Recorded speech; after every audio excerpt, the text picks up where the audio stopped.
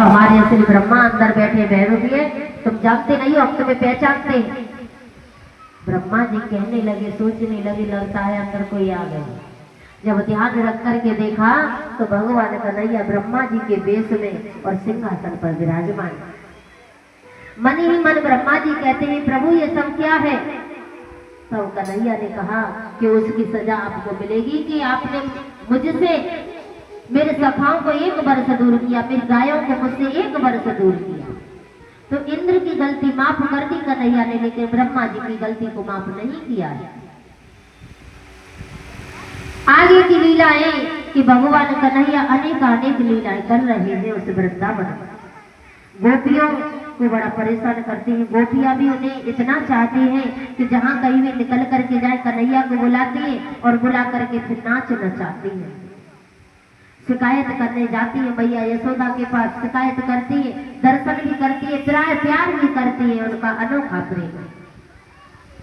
राधा जो बरसाने की है बहुत प्यार करती है कृष्ण को।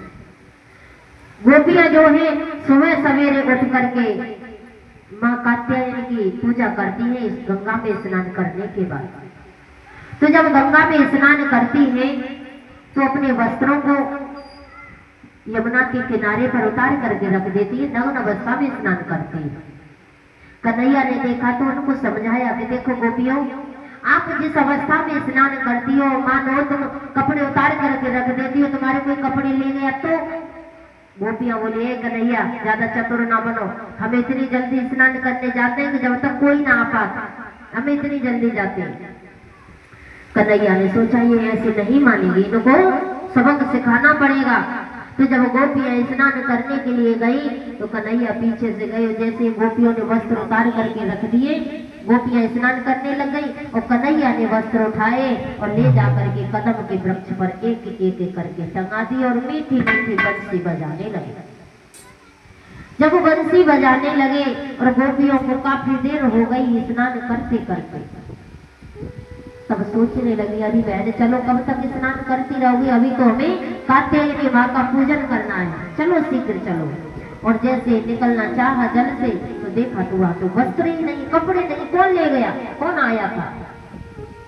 इधर उधर देखने लगी और जब देखने लगी तो एक वृक्ष पर वस्त्र टंगे हुए नजर आए, बंसी की आवाज आ रही है। समझ गई किसी का काम नहीं, कन्हैया का काम है, ये कृष्ण का काम है। कृष्ण से कपड़े मांगने लगे, कन्हैया कहने लगे निकलती आ और कपड़े ले जाओ अपने। गोपियां कहने लगी, कन्हैया आपको पता है हम निर्वस्त्र हैं, जल से कैसे बाहर आ सकते हैं? कन्हैया हमारे कपड़े दे दो, बहुत शीतल जल है यमुना का, हमें ठंडे लग रहे हैं। कन्हैया कहते निकलती आ और अपने कपड़े ले जाओ। बड़ा परेशान करती है।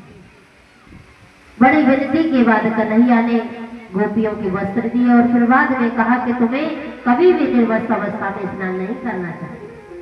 और ये आप और हम सब के लिए ये शिक्षा है कि हमें कभी भी निर्वस्त्र होकर के स्नान नहीं करना चाहिए, क्योंकि जल के देवता का नाम है वरुण।